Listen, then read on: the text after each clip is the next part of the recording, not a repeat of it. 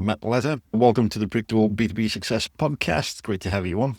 You are the CEO of FutureWorks and the best-selling author of The Leap Guide, 4 Steps to Accelerate Innovation in the Age of AI. You're a digital product innovator with over 20 years of experience, worked with the likes of Apple and Google, just to mention a few. But you created a FutureWorks and another company that has assisted well over 150 startups, I believe, mid-sized and Fortune 500 companies with digital product innovation, of course. I'm curious, what was the genesis for FutureWorks? Sure. Thanks for Pleasure. having me. The genesis for FutureWorks was such a little bit of a story. So I had a Mhm. startup investors and everything in Silicon Valley, and then about 10 years ago, I exited. It was a bit of a dramatic exit, but anyway, and I went traveling around the world, and I started a professional services company in a sense, and a digital agency that would help Silicon Valley companies Mhm. build digital products. And that my idea was, how about I try to do it remote? Because my previous company was like future of work. We had a lot of research that by 2020, a lot of people will be Mhm. doing remote work, and the year was 2015. And I thought, okay, how about I see if it's true that we can now Mhm. work remotely.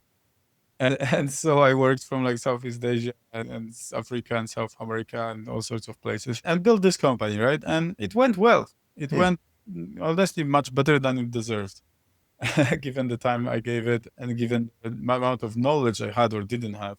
And so it doubled every year for 7 years, and the power of exponential made it quite big. I was pretty well off. So I moved on to investing and climate and environmental activity, founded a community called Future Horizon. And then 2022 happened, and the Hmm. market changed, right? And we were primarily working with like deep tech companies, mostly Silicon Well, Valley and so on. And suddenly there is not startups couldn't draw money. They ended up owing us a lot of money. And I've at that point not been running this company for quite a while. It had maybe 80 people or so. And it had its own management and so on. And suddenly from like our highest revenue ever previous year, it's headed for bankruptcy. And so I came back and to see what I can do. And at the same time, it came at a time when we were working with a lot of AI, hmm. and we always had an eye on it. And we implemented all sorts of things, like starting with GPT-3, and it wasn't like you can work with it. But suddenly GPT-4 comes out, and I'm like, well, like maybe you can actually co-work Hmm. with this new AI that now is maturing. And so I did an experiment. I challenged myself to build a new company on a side in 30 days. There was like this thing called hashtag Hustle GPT. And it was like an idea. A bunch of people tried to build businesses with just AI as their boss or partner. And so I did. And in 20 days, in 30 days or so, it became Hmm. a business running on the side of the bigger one. And then we like dove deeper and deeper and deeper. And the name FutureWorks actually came from AI. It's all documented actually with screenshots and everything, how that conversation went for the month. And it was running on the side of the bigger Hmm. agency. And so we've tested things still for another year, this way, another product market fit and so on. Eventually, we realized that it has a lot of potential. We decided to shut down actually the bigger company, which actually got out of Hmm. its main trouble by that time. But we decided to close it and to focus on FutureWorks because it sort of can achieve something that I've always been thinking Hmm. about, being like kind of coming out of like startup world and then going into professional services. I always thought about if we had this company that delivers solutions. It has two layers. It has an organism, Hmm. which is the people, and mechanism, which is kind of like a machine that powers them. And so this is my chance to try and make it Cool. happen. And this idea of driving innovation within organizations, is that something that you've always had from your early days on Silicon Valley, or is this a relatively new development with FutureWorks? I think I think innovation is like a word that has kind of lost all its meaning, and at the same time, it's one that is so used and Hmm. desired by many in terms of what they want to do at their company. And so it helps to specify. And I spent a lot of time trying to understand what innovation the word means. And I touched on it in my first book as well. And I think after all the distillation, really it is different from transformation and betterment and all the other terms, or invention. And it basically means having the ability to see what is and to improve it. Right? And that's the definition that I operate with. And in that, we've been doing it all along, right? Because we would always come somewhere, see what is, and improve it by building an app or a system or platform or a solution. And I think we're doing it still now, but times have changed in the sense that those who didn't really need to even think about innovation necessarily currently need to. We need to think about how is AI going to be implemented into our businesses. And the best word I found for this is to create this innovation practice. Innovation, the ability to see what is and improve it while implementing those new systems, because it's the time of rapid change. Given your journey to date, what would you say is your personal area of strength? My personal area of strength is, I think it's like the ability to run with something until it. And I've done all sorts of different experiments on myself. Build a new business while traveling the world, or build a Burning Man camp, or start a community while doing things, and so on. I don't know, run a triathlon, Olympic triathlon is my current challenge, while also building a company, while having the community, while getting married this year. By the way. And so, thank you. It's like the ability to just go towards the target and happen for the most part. I think that's... In that area of strength, what is something that you would say businesses don't know but should? I think there is something that I get to share a lot these days in conversations with others, especially peers in our space. And for context, our space is professional services, sort of digital transformation, but with a lot of AI. We call it next-gen digital transformation. And it's essentially B2B work and helping companies thrive. And a lot of people are, okay, where do we start? This is the place. And in fact, a lot of people who started with AI, there's like the understanding that we need to do something, but it's hard to know where to start. Right?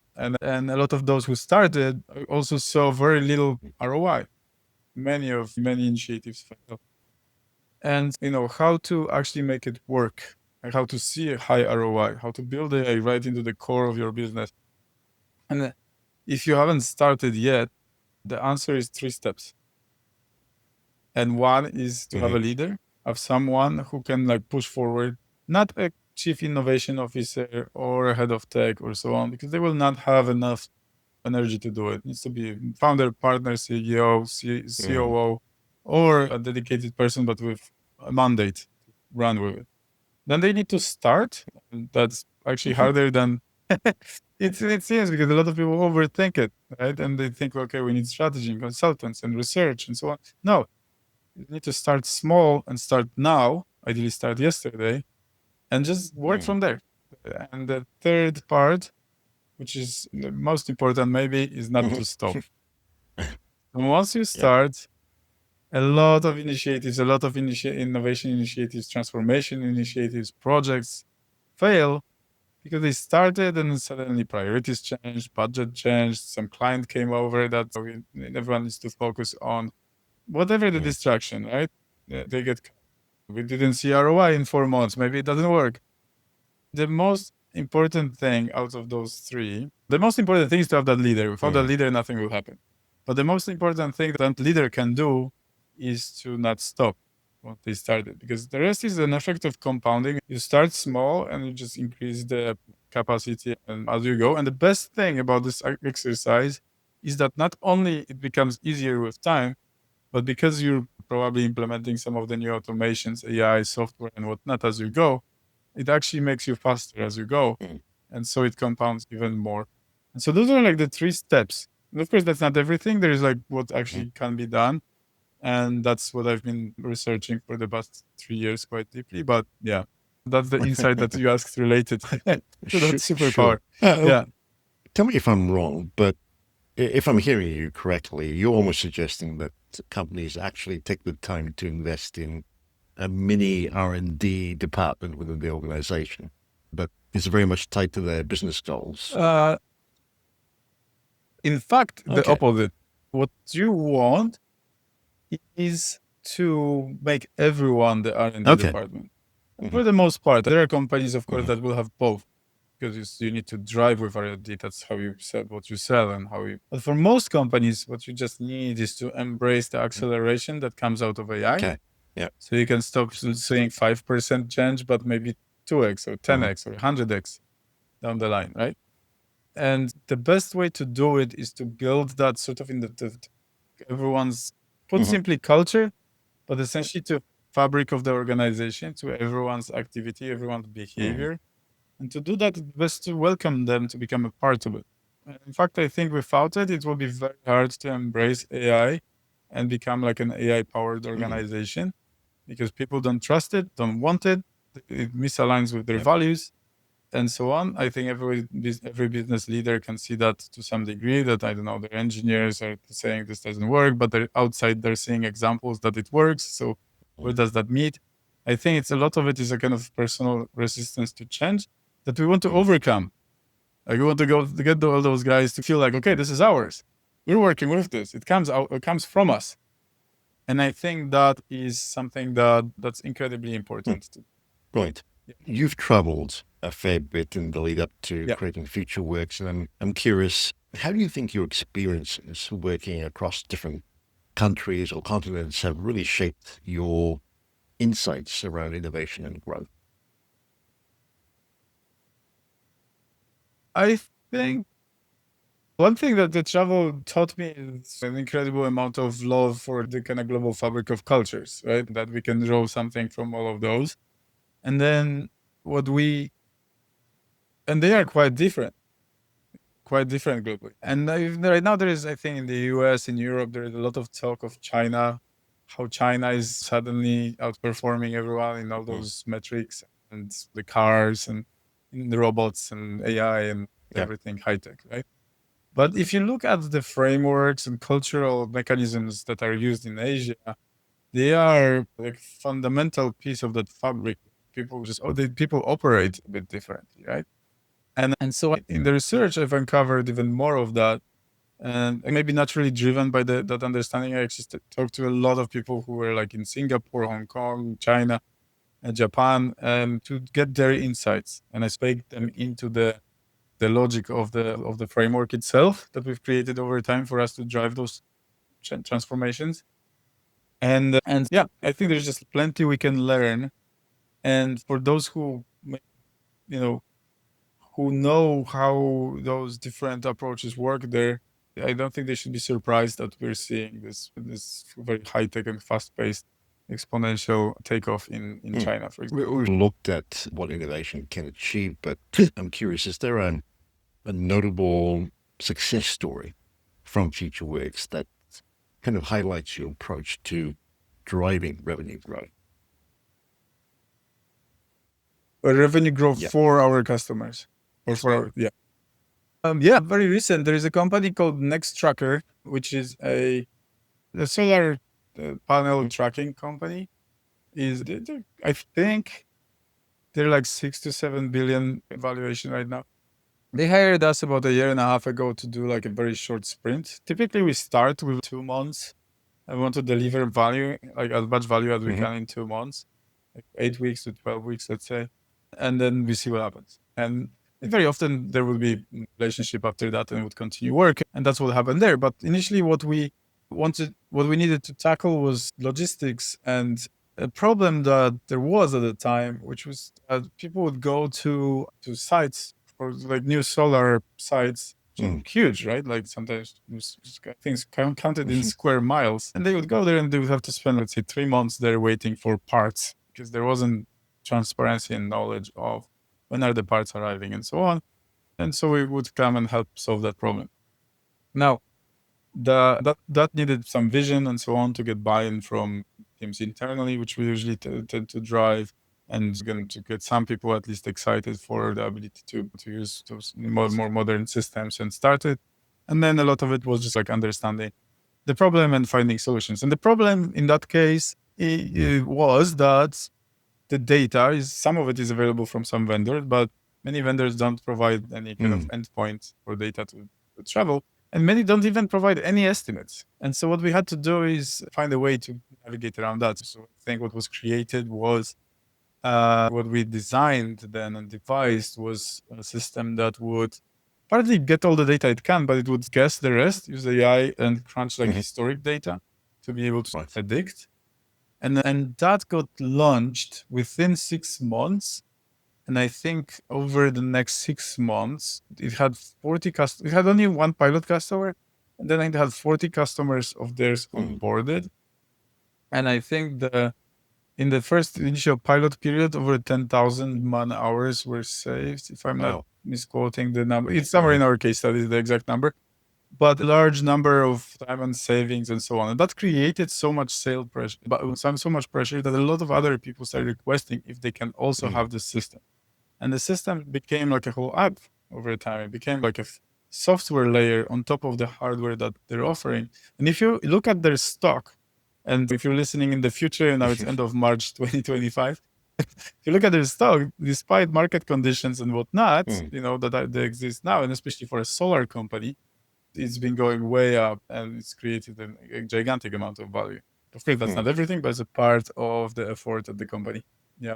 I don't know if I answered. Yeah. We were essentially building this, what turned out to be a software layer that really provides revenue growth opportunities because it's creating demand by virtue of the nature of time savings, productivity, etc. So yeah, I can certainly see how that plays into the whole scheme of things. We've been touching upon AI, and I'm curious. Yeah. I think everyone would agree that it's changing the landscape of innovation. But in relation to the framework that you describe in your book, the LEAP framework, what role does it play? Yeah. Actually, leading to what we just talked about, the most important thing that it does is it changes culture. But that reveals itself over time. And of course, we need to not stop to see it happen, right? And so not to stop, what it does, it provides like a set of tools and an approach where you can start building like a full-on innovation practice into your business of any size, as long as you have more than 5 people. But typically for larger firms, you can build this practice with just 1 hour per week from participants. And now it's only 1 hour per week because it's very hard for those involved to say, sorry, I didn't have an hour last week. And that makes it very hard, very inexpensive, and very hard to start, and you just keep going in cycles. Now, each cycle has a bunch of methodology and tools, and I provide template databases and AI system that assists and so on for free. And the book, by the way, it's the lowest cost it can be on Amazon. They don't let me make it lower, but it's basically, if it could be free, it would be free. And it's there for everyone to find ability to build this practice into their organization. Now, the cool thing is within just 6 weeks, you will end up with 25 different marked, understood, analyzed, and refined even opportunities for innovation. And typically of those, one would be like a bigger project that you want to pursue. And 5 to 10 would be like quick wins that you can delegate and do on the side as a sort of just to see ROI in short term.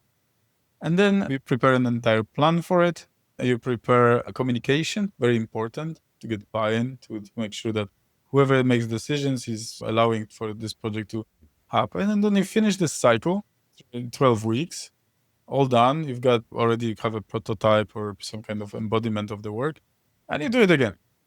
And you do it, ideally, you do first time 1 team, and then you do 2 teams, and then you can do 4 teams and so on. It doesn't require much time from them. It's fairly easy to follow. There is templates and guides, so you can just, even if you forget, you can go back to speed pretty fast. And the cool thing about it is over time, what happens is you end up with hundreds of different ideas. And of course, that's way too many for any organization to implement.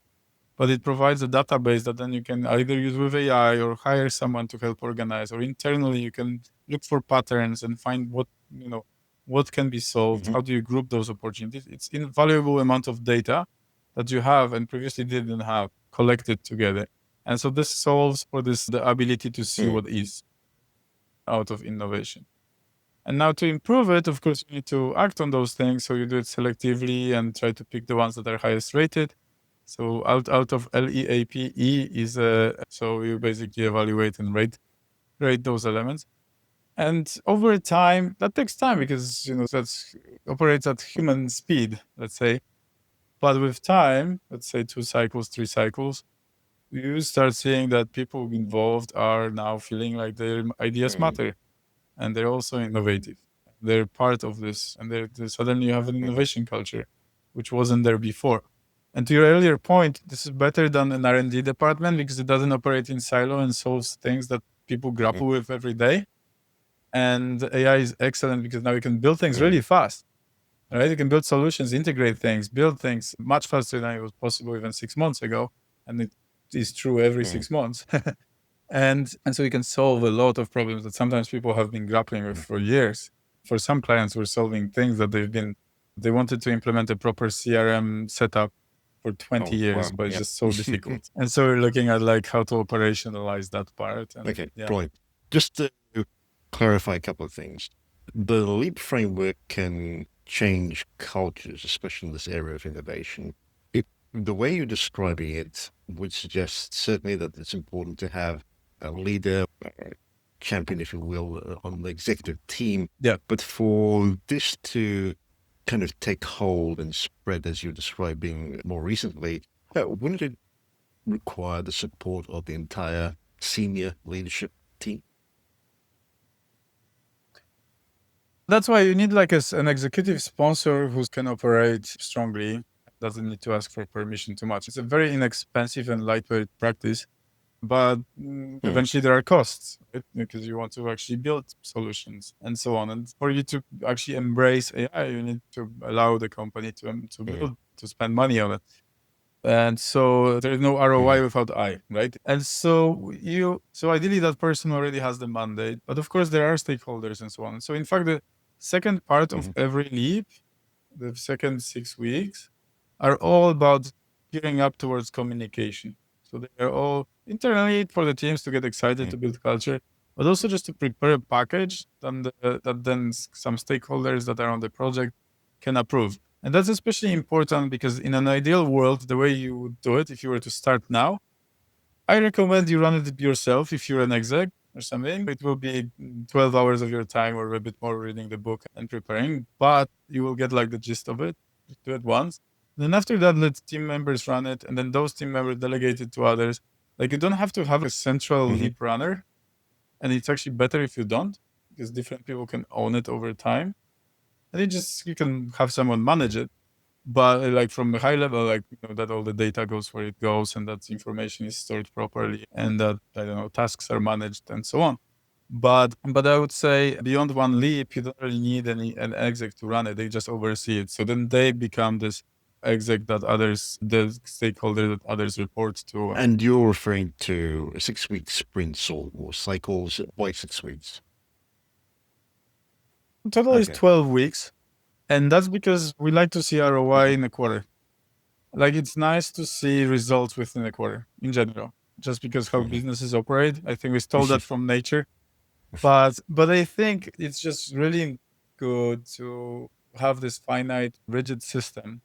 We know that in 12 weeks, we're going to see results. And if there are multiple leaps happening at the same time, then you can organize a demo day or such, make it a competition a bit or so. But the thing is, then you are able to see results pretty fast. And then you can have 4 of those cycles per year.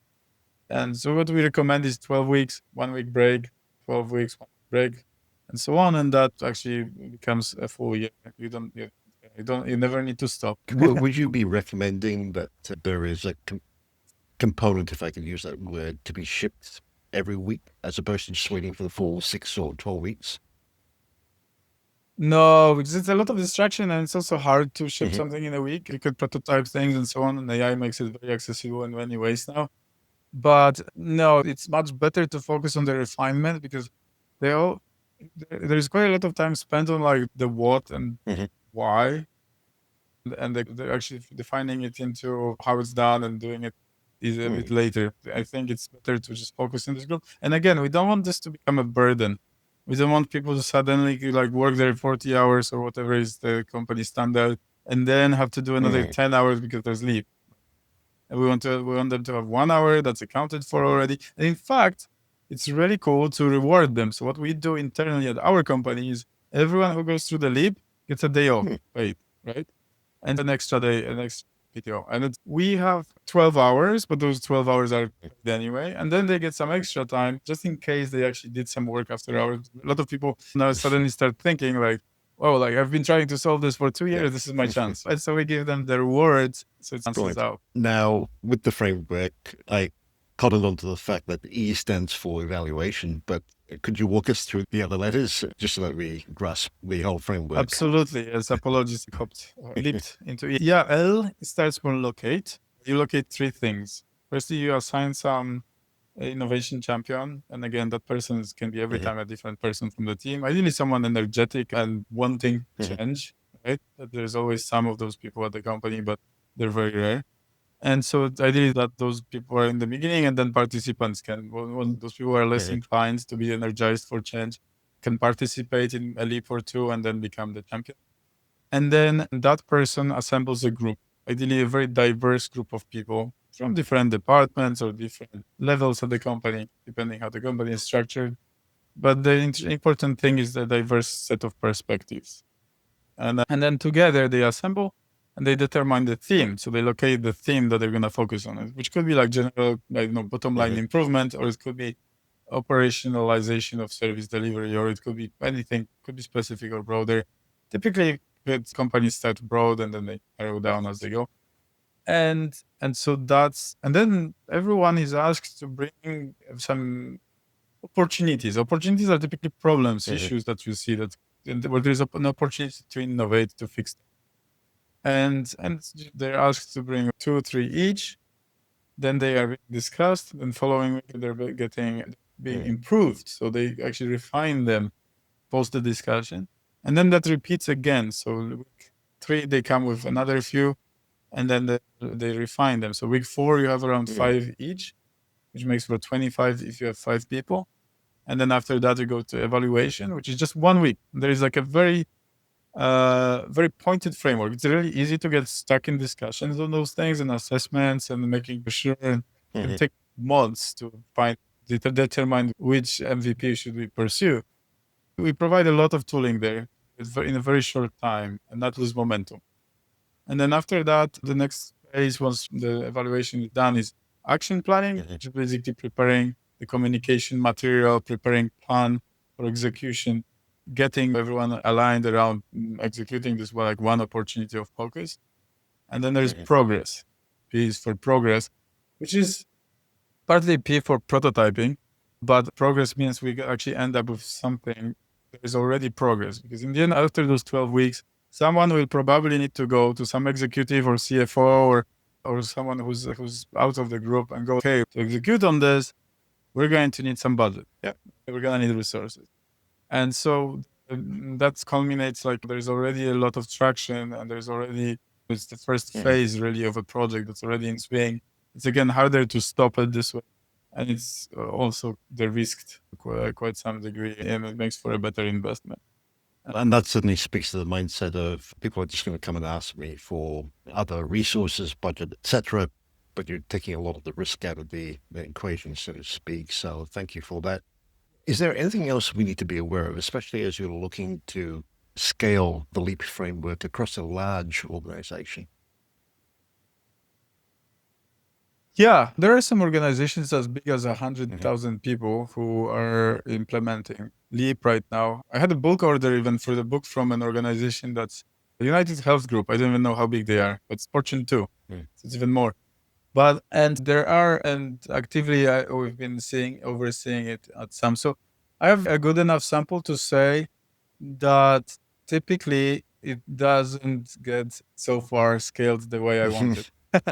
So basically, what happens is a lot of change, a lot of like meaningful ROI starts happening already at like several first leaps. So initially I thought that this would be something that's like needs to permeate throughout the fabric of the entire organization. But then we realized that like having something like 50 people go through this, which is 10 leaps, it's not that much especially if you parallelize.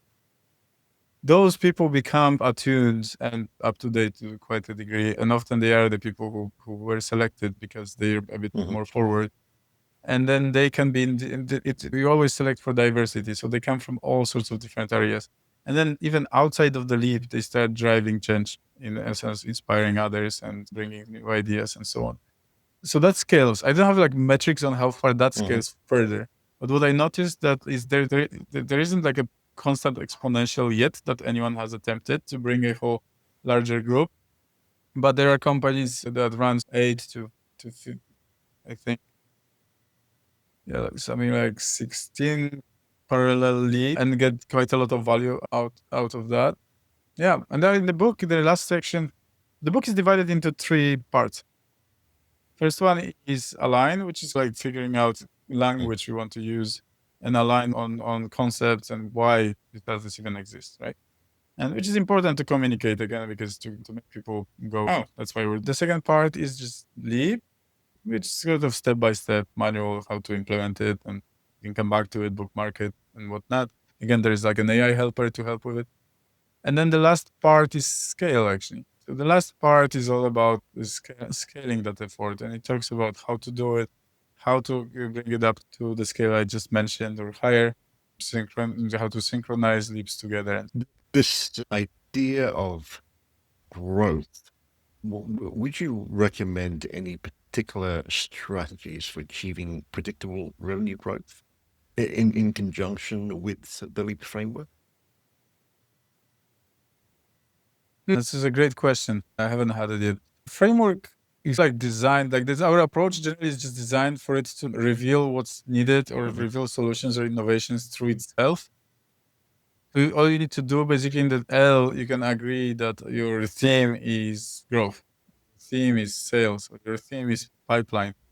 And that's what we've been doing, because we've been actually, I mentioned earlier, like we had a time of like struggle with the bigger company, right? And I mean, at one point we had a 2-week runway, and we were owed like 7 figures suddenly, and it's not that easy to solve.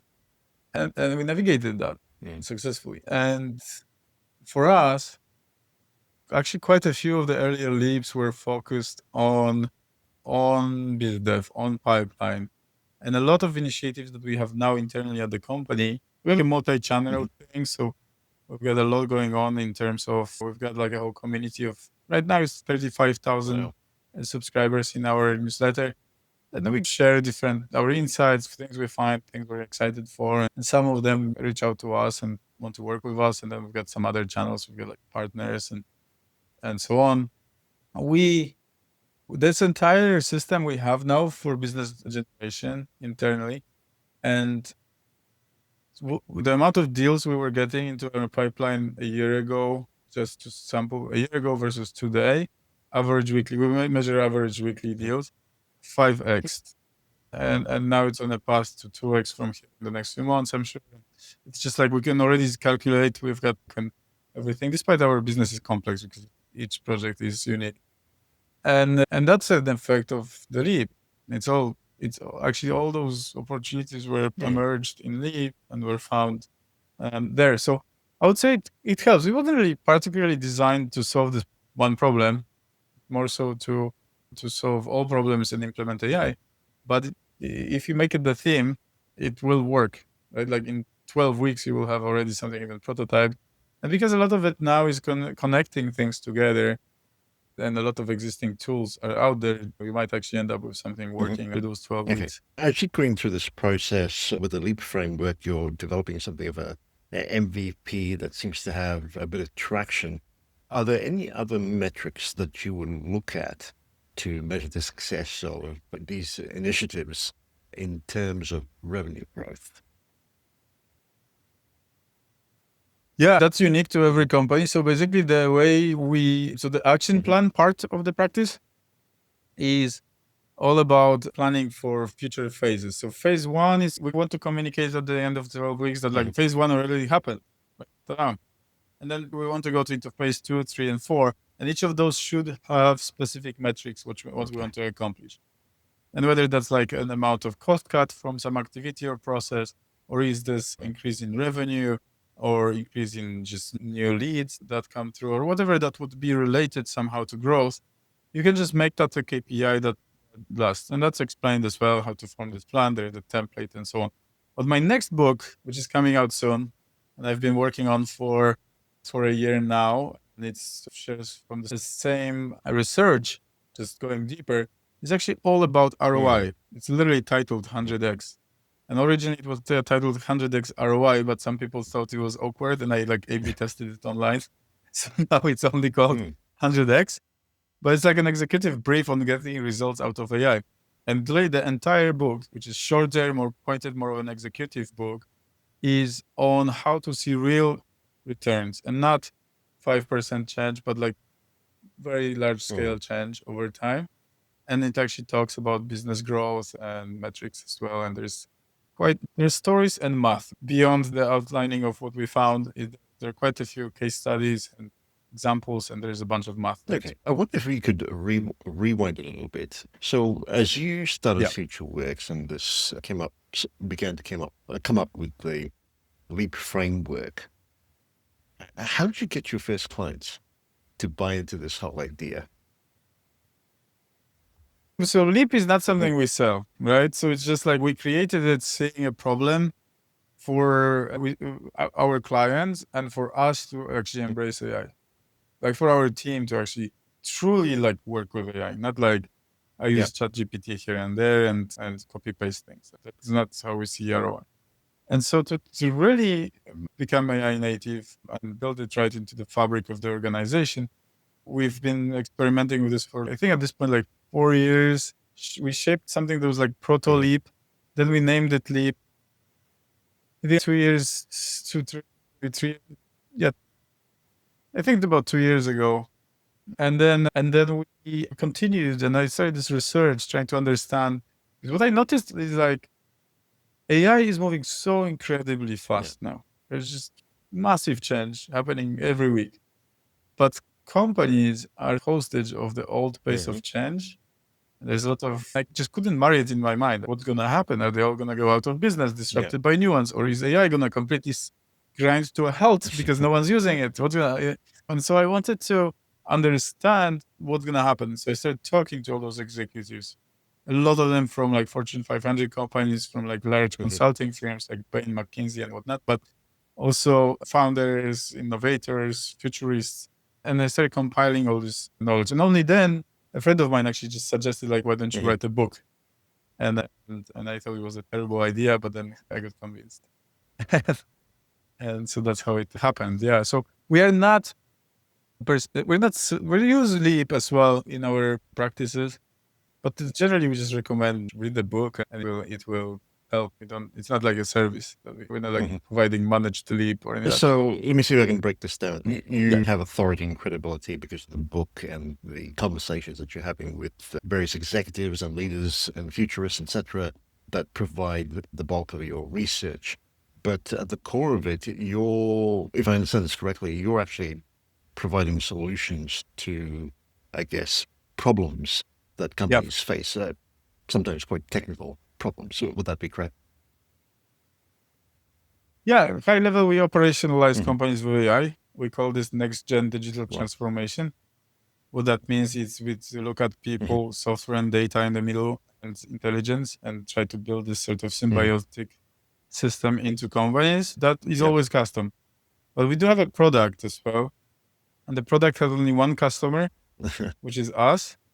And it's something that emerged from the Leap, actually. And it's a whole like AI-powered kind of platform which powers our delivery. So we're able to do strategy better, able to function much faster, like higher velocity. We're able to deliver, design, build things much faster. And that's constantly evolving. We've invested a whole bunch of money into building this. And right now there is no intention to make it a product for anyone else. But maybe eventually at some point we'll think about it. So on an ongoing basis, and before you had case studies, as you're trying to solve technical issues, given there are a number of players who would claim to be operating in a similar space, at the very least, if not actually operating in a similar space, how would you distinguish yourself from the other players? Very good question. I haven't yet heard anyone else talking about it, in talking about adoption and real ROI by essentially focusing on people in a way that we do. Is for us we can build anything in tech. Tech is a commodity now. You just need good enough developers and some time. And they can use AI, and you can one-shot entire app now in an hour that would take a month to develop before. And it's not going to be great, but it will be soon. It will be great. Like this, it's evolving fast. So the tech is not the problem, right? The adoption is the problem. And at the same time, we're not consultants. We're not coming and, oh, you need to do this, make these changes. Here's a nice deck. And that's going to be $500,000. What we do is we implement, we build it, but we have a deep understanding of what will actually make this a success. For example, to mention the case study before, we had to solve one problem, right? We had to solve the logistics, but we did it in such a way that it's very loved by people who were part of the process of making it happen, and it looks very attractive to others at the same company and customers. And so then the change becomes self-propelling in a way, because others want to use it. So they're asking for it. It's not like, hey, you're now going to have to use this tool and that's it. It's like, hey, could I also use it? Could you let me have this? And that's much better, right? It's pull, not push. And so that's like what we build. And therefore we're able to unlock really high ROI. Like we're saying, there was a project recently where our ROI was 23,000% on the work we've done, which sounds fancy, but it's 230x. Still, and we are, that's our approach. And so we're not like a kind of development company that would look just at tech, and we're not a consulting firm.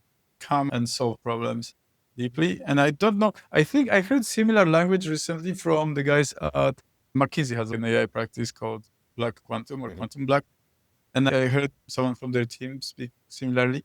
But I think we're all just trying to figure it out. And this is a product of our own experience trying to build this, because it's like an impossible case where like leaders of those businesses know they need AI. They want AI. Their teams maybe say they want AI, but if you actually look into it, they probably don't. And how do you resolve that? How do you actually assure that those systems are used and they provide value? And that's our thing. Sorry, a bit of a long one. I appreciate it. So we've been talking about using the framework to build out innovation and look at it in terms of success. But I wonder, on the flip side, if things were to go pear-shaped, as in fail, how do you handle failure in these innovation initiatives in order to draw lessons that can be learned from those experiences? Failure is great. Failure needs to be celebrated.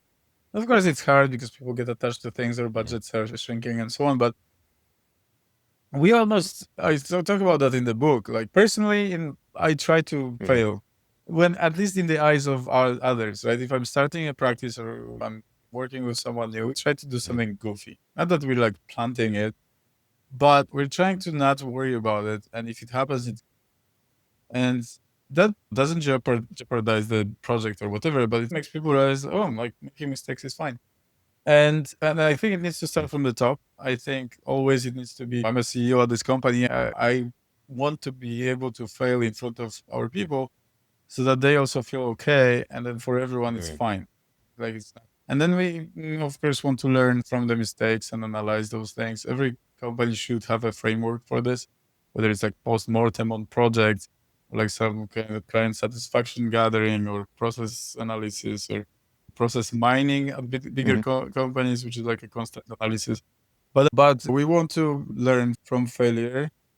I feel like generally people have accepted that in business. I don't. This is like one of those things that like I don't actually see like that much misunderstanding on this anymore. I think it used to be like a few years ago more of a thing that people would not know it. How there are initiatives, famous initiatives at some companies like the wall of failure, right?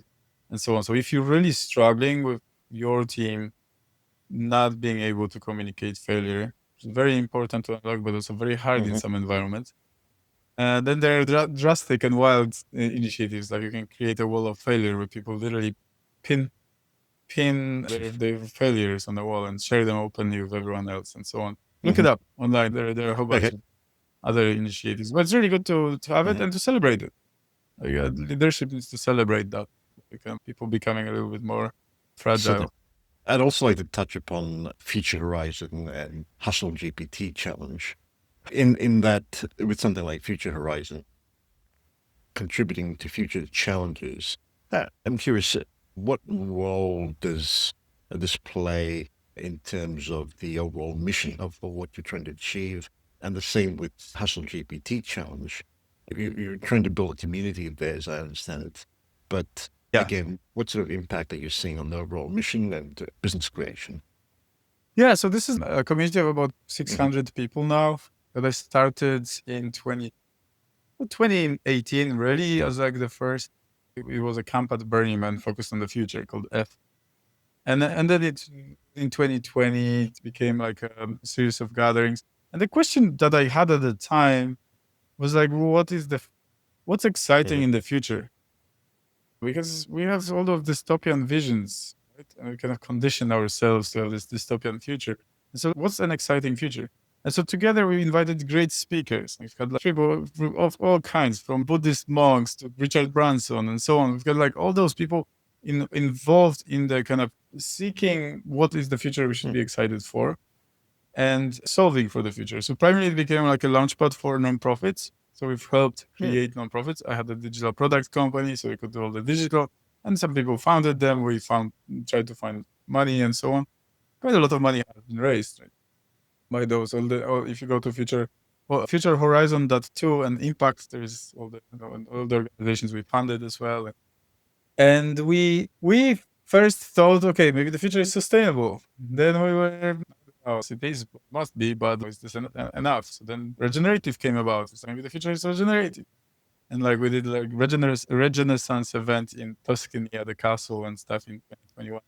They were like, maybe regenerative is too limiting. Maybe we want regenerative now. What is the actual future that we want? And some people, but eventually it emerged that it should be symbiotic. And we're like, actually makes so much sense. If you look at, and now I'm going like off the business path to my personal, but if you think of what can be excited for in the future, right, long term, then we are now in Anthropocene, humans shaping everything, right? And it's got a whole bunch of negative effects on the planet and dynamics and so on, right? And if we imagine our next step as symbiosine, a stage in which humanity and environment and now thinking machines, that's inevitable at this point probably, live in like a balance in symbiosis, then we can see a really well structured sort of basis for humans to reach to the stars and for this civilization to go out of this planet while taking care of the home. And so that's what we are excited for. And for us, implementing AI, operationalization with AI is in essence building symbiosis. And that's what drives us. And operationalization, optimization is in essence sustainability. And that's why we wake up in the morning and what drives us every day to do what we do. We actually want to make those things function together well. Yeah. So that's what we found. But it was like 5 years of meandering, asking questions, looking. We've hosted, I think, 16 gatherings. They're typically between 100 and 200 people all around the world. And the community continues. Brilliant. Yeah. I'm just doing a quick time check here. Time flies, so I'll look towards wrapping up. In the space of scaling revenue growth through AI-driven innovation, do you find that there's perhaps at least a couple of areas that don't get much airtime, don't get talked about very much? If so, what would they be? That's a very good one too. I think what have I noticed? I think what gets too much airtime is AI generating emails and messages and hammering everyone with a lot of messages. I think everyone who's listening to this probably gets like a trillion messages an hour. And I think that it gets definitely too much airtime. I think ultimately depends on the business. but it's definitely in B2B. It's all built on trust and relationships. And I think there isn't enough conversation still somehow about how trust relates to AI. Everything goes to zero. Data collection, data analysis, data organization, sending emails, crafting personalized messages, calling people even with a human voice, and it's not a human on the other side. The cost of that, which costs like 1.25 cents per minute now already, or something crazy. If all of that is going to zero essentially, and becoming commoditized, then who do people trust, and why do they trust them? And I think the thing that stands out still in this world, it will always be trust. And I feel like trust building, and that kind of like that aspect of why would people trust us? How do we build relationships? How do we scale building relationships in a world where there's so much noise and we do want to automate it, but at the same time, it's about human touch. I think that doesn't get yet enough attention, at least from what I can see. And I think it will be a very important subject of conversation. Yeah. That's also a very interesting topic, I'm sure, how you actually build trust. Would you say that we increasingly need to look back to history to get back to the fundamentals of how trust has always been generated between humans, and be mindful of things like AI as being enablers, but not the actual conduits of trust?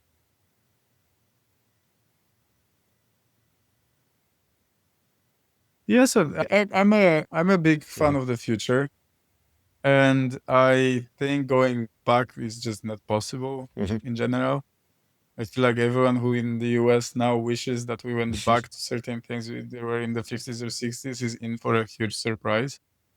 And I think things are basically time is for all we know, and the way we can perceive it, time is moving in one direction. And so it's very hard to, and we should of course listen to history and observe things. But I think cultural norms change. I think how we build trust now and how we built it 100 years ago is not necessarily the same thing. Of course, if you read like books like Seven Habits or such, there is a bunch of knowledge that's timeless. But I think more I would love to, for myself, honestly, find a way how can I better build relationships and be AI powered in doing so. But like real relationships. We build rapport, talk stuff. We build this like personal connectivity that we all need. And I think searching for this would be quite interesting. Does it mean we should all go back to golfing or such or join bridge clubs? Maybe, but I think I would love to see what the future brings in terms of mixing. I saw that, I think yesterday, Facebook announced that they're bringing Friends tab back because they want to go back. I think there is I think there is a bunch of this sentiment that we've gone too far and there's too much noise. I think we can learn from the past, but I think that time moves. Okay. It's certainly a space to watch. A couple more questions. You mentioned incorporating diversity in the LEAP framework. Now, given some of the moves that some organizations are making in terms of diversity, etc., that maybe someone listening in going, I love what you're saying, but I'm also constrained by the moves that my organization is making. Yeah. How would you speak to that in terms of being able to navigate these circumstances? Yeah. So there's probably someone thinking, but I must die. No, I think diversity, I think diversity in every way is essential and incredibly important at any larger structure. And even those who speak against it in corporate America today, people, but big entrepreneurs and loud recently, they have embraced it. They have it. Their companies wouldn't function without diversity in terms of like gender, race, and so on. But I think for innovation, the core is not necessarily focused on that meaning of diversity. It's the diversity of different roles and different experience. So you would want to have a tech person, an accountant, a project manager, and a director, and a writer, I don't know, copywriter or marketing person or something. Those people then have different worldviews and different experiences. And ideally, they come from interfacing departments. where they can look out across the fence and go, oh, that person is struggling with something that we could solve. How about we solve it together? Because a big part in Leap is after the kind of week 3, you start forming alliances. You start bringing some of those initiatives together so they can develop them together, or at least envision them together. And so that's the meaning that I had in mind. Sure. It's like the EI is not relevant for this diversity. Right. I hope we've covered a fair bit of ground, Matt, but for those for whom perhaps you've stirred their creative juices, their thinking, want to find out more, connect with you, where can they find out more? Sure. Also, where can we get a copy of your books? That under one URL, and there you will find my contacts. So you're welcome to reach out, connect on LinkedIn and so on. And both books will be there. There's just one. Soon, I think any day now, both of them are going to be listed there. And you can access the tooling and the platform for free there as well. So it's all up. Otherwise on Amazon, the books will be are available. Or Matt Leta on Amazon. Right. 100x even. Yep. Easy to search, and we'll include links to that in the show notes. Matt, thank you so much for doing this. It's been quite eye-opening. Perfect. Thanks so much. Thanks for having me.